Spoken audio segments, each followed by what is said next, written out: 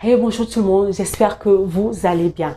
Voilà, on se retrouve pour une nouvelle vidéo aujourd'hui et on va encore parler de quelque chose d'important. Oui, j'aurai toujours quelque chose d'important à partager avec vous. Aujourd'hui, on va parler d'un thème un peu jargon en psychologie qu'on appelle le défoulement partiel. Ça, c'est dans le jargon psychologique. Maintenant, on le ramène dans un français normal. Parler de ses problèmes pour se défouler. Parce que le défoulement partiel, c'est une catégorie de personnes au fait qui ne veulent pas réellement régler leurs problèmes. Ils viennent vous voir juste pour se décharger sur vous, en fait. C'est-à-dire, il y a un trop-plein dans leur vie. Donc, ils ont besoin de se décharger sur une personne pour se sentir mieux et pouvoir avancer. Mais en aucun cas, en aucun moment, en fait, ils ne songent réellement à prendre le temps nécessaire pour pouvoir régler leurs problèmes au fond. Et c'est ça le réel problème. Dans la vie, quand on subit un choc, on reçoit une mauvaise nouvelle ou peu importe, on a tous besoin d'une oreille attentive, donc c'est important. Souvent, en fait, moi je le conseille aux personnes, c'est pas bien de tout intérioriser en fait, parce que tout ce que l'on ne sort pas, en fait, s'imprègne en nous et ça crée des maladies, ça crée beaucoup de choses dans notre corps. Vous savez, les médecins souvent disent que 80 à 90% des maladies de l'homme sont d'ordre émotionnel. Donc, ce qui veut dire que non, l'homme, quand je parle de l'homme avec un grand H, a énormément de problèmes avec ses émotions. Et ces émotions, ça vient d'où? Les émotions, à la base, au fait, tout commence par un événement qui crée en nous des pensées. Après, ces pensées créent des émotions. Maintenant, ces pensées, il faut arriver au fait à les gérer au fait. Ces émotions, je voulais dire, ces émotions, il faut arriver à les gérer. Et une des choses qui nous permet, en guillemets, de pouvoir gérer les émotions, extérioriser les choses, évacuer le trop-plein, surtout des émotions négatives, c'est le fait de parler à autrui.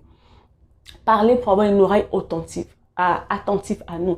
Quand on parle, au fait, la détresse que l'on a à l'intérieur, le fait de se sentir écouté, ça fait baisser la détresse et le stress qui est lié à notre situation. Mais il ne faut pas parler pour parler aussi. Il faut vraiment trouver une personne avec une oreille attentive et surtout une personne discrète. Ne confiez pas vos vies à tout le monde, c'est très important.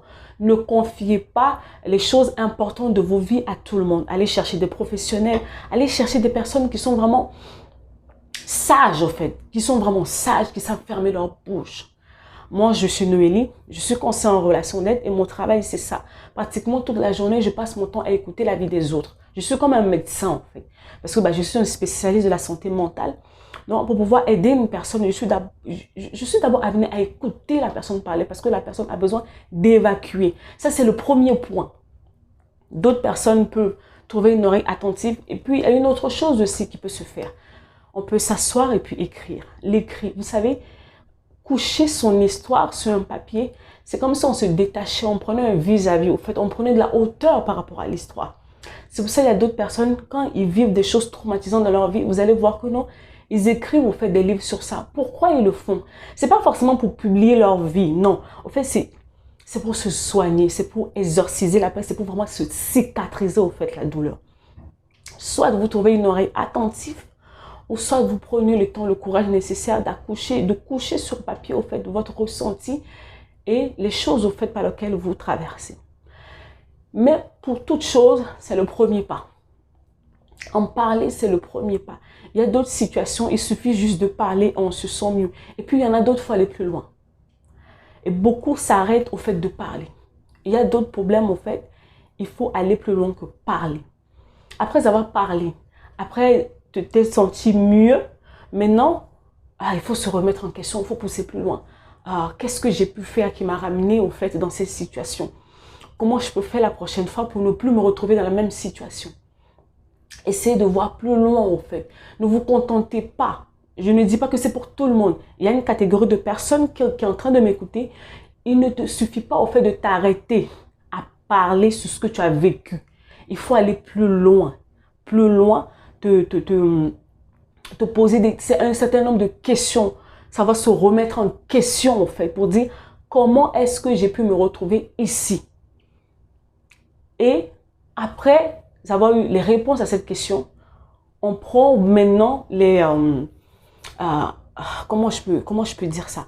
On tire vraiment les leçons de ce que l'on a vécu pour ne plus se retrouver dans la même situation la prochaine fois. Parce que quoi? Tu peux toujours parler aux gens, mais à un moment donné, en fait, les gens seront fatigués de toi parce que s'ils remarquent que non, tu tournes à la même chose tout le temps, les gens ils seront fatigués de t'écouter en fait. Parce que oui, on veut bien t'écouter, mais le problème c'est que tu n'es pas censé te retrouver dans la même chose tout le temps. C'est ça. Quand on a une mauvaise expérience, on a eu un échec, c'est pas la fin du monde. J'ai appris.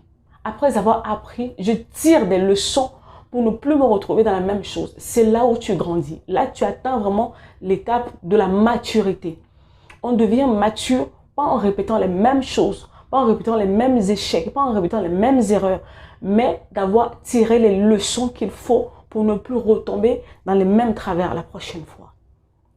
Alors moi, la question avec laquelle j'aimerais te laisser aujourd'hui, c'est que on est en 2020, est-ce que tu vas continuer à te plaindre, à te lamenter, à faire tout ça là, à chaque fois aller voir les gens, ah moi j'ai des problèmes, oh moi j'ai ceci, oh moi j'ai cela. Mais au fait, quand tu parles à ces gens là, qu'est-ce que tu comptes, qu'est-ce que tu fais réellement? Tu cherches juste de la pitié sur ta situation, tu cherches juste à évacuer ou tu cherches réellement au fait à passer à autre chose, parce que c'est ça le but au fait, pour pouvoir passer à autre chose dans ta vie. Parce que tu ne vas pas passer le temps éternellement dans les mêmes choses. On est en 2020. J'ai dit en 2020, on fait les choses autrement. Et pour faire les choses autrement, il faut se remettre en question.